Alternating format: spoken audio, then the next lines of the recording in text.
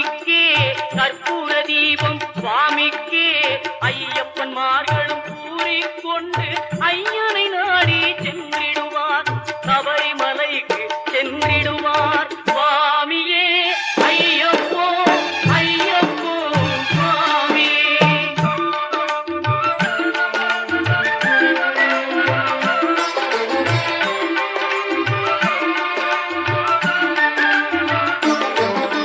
கார்த்திகை மாதம் மாலை அணிந்து நேர்த்தியாகவே விரதம் இருந்து